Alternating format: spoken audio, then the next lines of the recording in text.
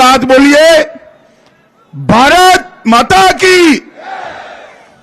भाई ये पीछे रोका है, बीच में सभी लोगों को आगे आ जाने दो जरा। पुलिस वाले बीच के गैप में सभी लोगों को आगे बुला ले जरा। क्यों भाई, क्या हो गया है? पिपराई वालों की आवाज को ऐसे बोलोगे क्या? मेरे साथ दोनों हाथ उठाइए, उठाइए दोनों हाथ। विजय के संकल्प की मुट्ठी पीछे और प्रचंड आवाज से बोलिए भारत माता की जय श्री राम, जय जय श्री राम।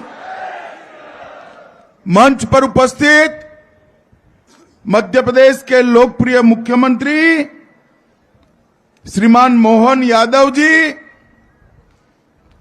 हमारे गुना के सांसद श्री केपी यादव जी, श्री आलोक तिवारी जी, धर्मेंद्र सिकरवार जी, राजू बाथम जी, विजेंद्र सिंह यादव जी, जगन्नाथ रघुवंशी जी, पन्नालाल साक्य जी, देवेंद्र जैन जी, महेंद्र यादव जी, हमारे वरिष्ठ नेता और क्लस्टर प्रभारी भाई भूपेंद्र सिंह जी, प्रीतम सिंह लोधी जी, जजपाल सिंह जज्जी जी, महेंद्र सिंह सिसोदिया जी, और आज इस पवित्र धरती पर आए हुए प्यारे भाइयों बहनों माताओं और मेरे जिगर के टुकड़े जैसे युवा मित्रों, आप सभी को मेरा नमस्कार। सबसे पहले मैं प्राचीन केदारनाथ जी, 20 भुजा देवी, करणी माता, करीला माता, संत रविदास जी और टेकरी सरकार को प्रणाम कर कर मेरी बात की शुरुआत करना चाहता हूं। भाइयों बहनों, मैं आज गुना मत क्षेत्र में आया हूं तब हम सब के लिए श्रद्धेय श्रीमंत राजमाता साहब को भी श्रद्धा पूर्वक प्रणाम कर कर मेरी बात की शुरुआत करना चाहता हूं। हम सब भारतीय जनता पार्टी के कार्यकर्ता जो मंच पर बैठे हैं, आज की भारतीय जनता पार्टी की कल्पना ही नहीं कर सकते अगर राजमाता साहब ने जनसंघ और भाजपा की नींव में बलिदान न दिया होता तो आज भाजपा यहां न पहुंच सकती। मैं राजमाता साहब को सम्मान के साथ प्रणाम कर कर मेरी बात की शुरुआत करना चाहता हूं। भाई और बहनों, मैं राजा साहब के लिए वोट मांगने आया हूं। ज्योतिरादित्य जी मेरे मित्र भी है, भाजपा के वरिष्ठ नेता भी है, मगर ज्योतिरादित्य को आप जिता के वक्त एक बात याद रखना, ज्योतिरादित्य को दिया हुआ एक एक वोट नरेंद्र मोदी को तीसरी बार प्रधानमंत्री बनाने वाला।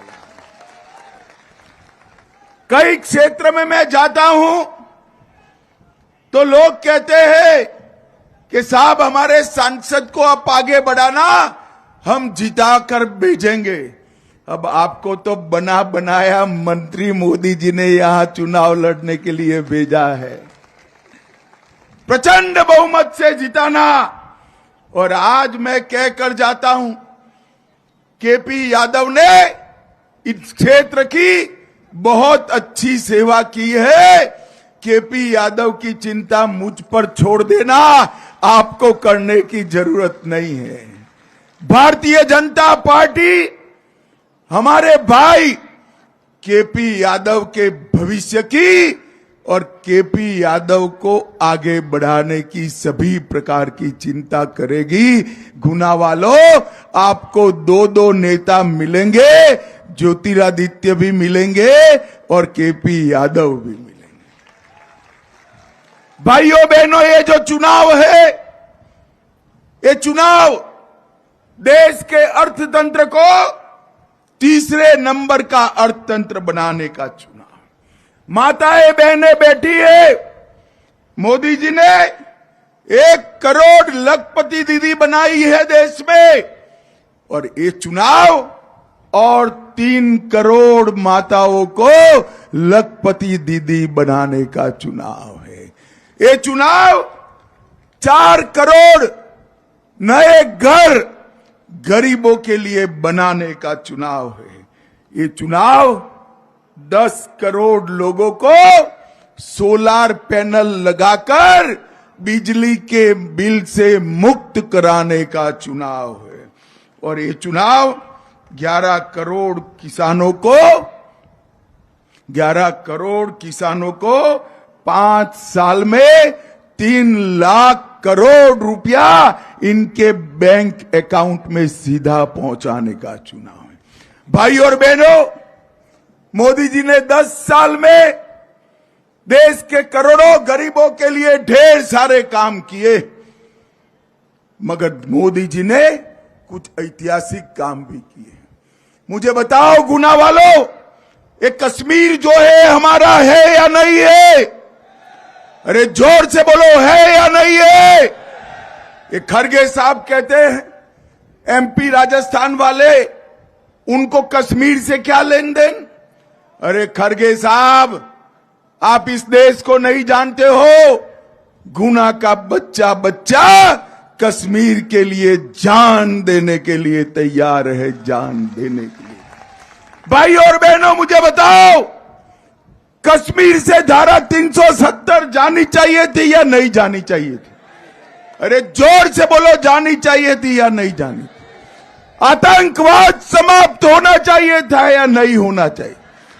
70 साल तक ये कांग्रेस पार्टी धारा 370 को अपने अनौरस बच्चे की तरह गोदी में खिलाती रही।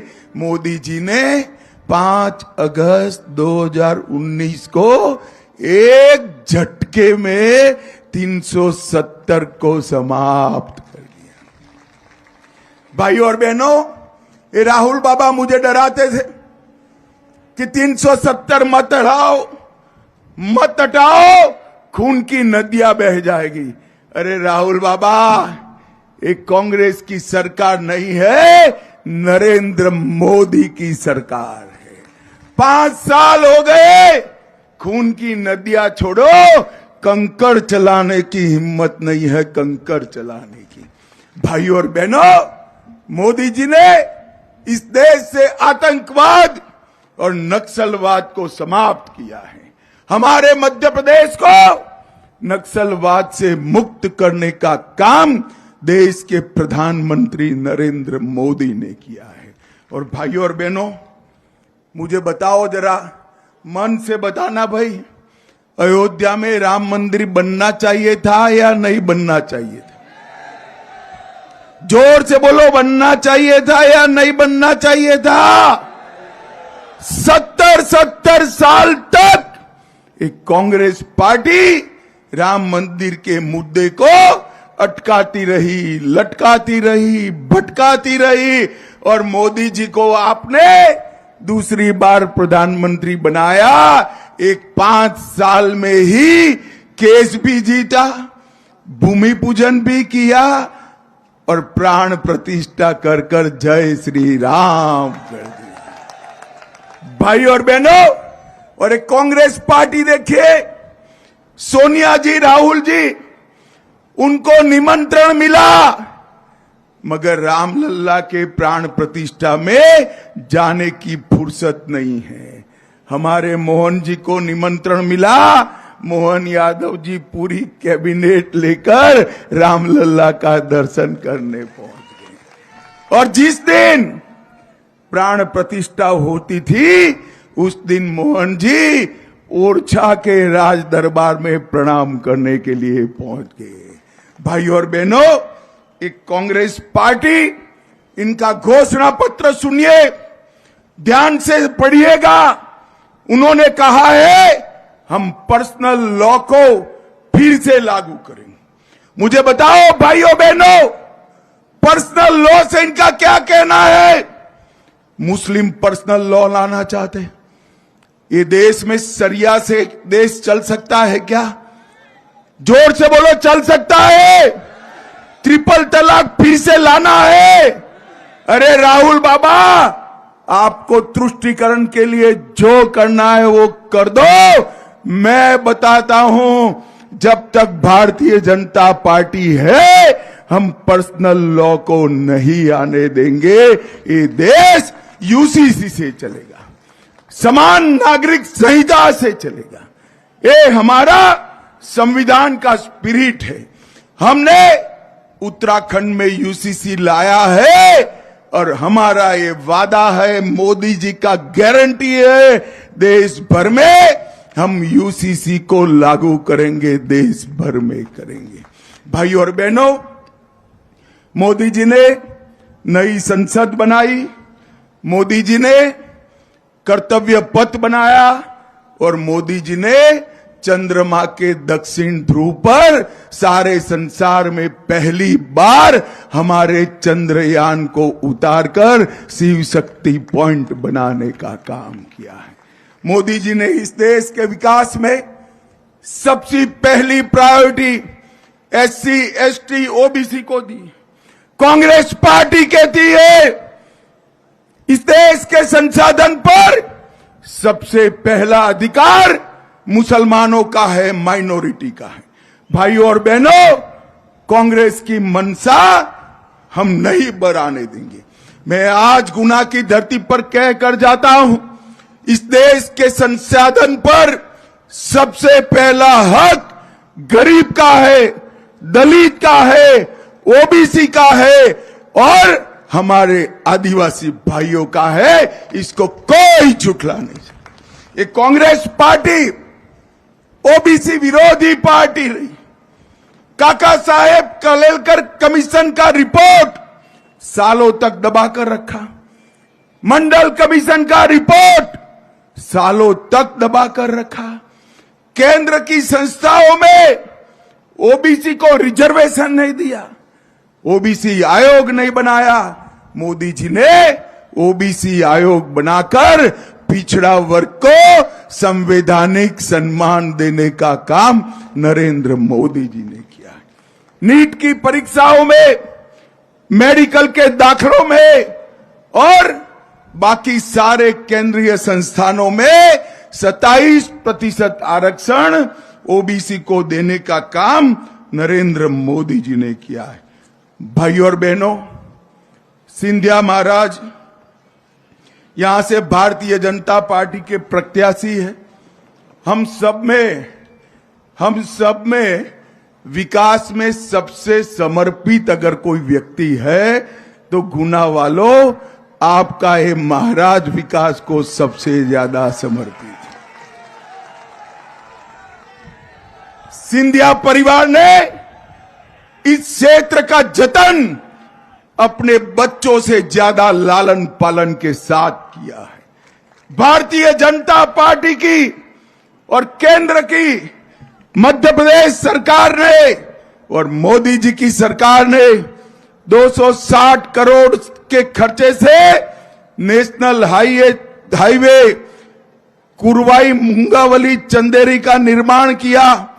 112 करोड़ गुना में नगर पालिका में आवास योजना में लगाए, 45 करोड़ एयरपोर्ट बनाने में लगाए, 83 करोड़ स्वास्थ्य केंद्रों के लिए लगाए, 560 crore Chanderi micro irrigation project में लगाए, 90 crore Malhargarh micro irrigation project में लगाए और 100 करोड़ से 3000 हेक्टेयर ग्वालटोरिया मीडियम इरिगेशन प्रोजेक्ट को भी मंजूर करने का काम किया। भाई और बहनों, 90 करोड़ से 2800 hectare Panheti medium irrigation project बनाया। माधवराव सिंधिया सिंचाई योजना को 6 बाग बैराज निर्माण किया। 64,000 मिलियन घन मीटर जल का भंडारण किया। पार्वती काली सिंह चंबल लिंक परियोजना से हमेशा के लिए यहां से सूखा विदाई हो जाएगा। भाई और बहनों, हमने ढेर सारी उपलब्धियां प्राप्त की है। मैं आज कहकर जाता हूं, सिंधिया जी पर मोदी जी का वरसत है, एक बार इनके सम्मान के जितनी लीड से जिताइए। एक क्षेत्र को हम आगे बढ़ाना चाहते हैं। भाई और बहनों, मुझे बताओ, राजा साहब को प्रचंड मार्जिन से जिताओगे क्या? जरा जोर से बोलो, जिताओगे? मोदी जी को तीसरी बार प्रधानमंत्री बनाओगे? मध्य प्रदेश की 29 सीटें जिताओगे?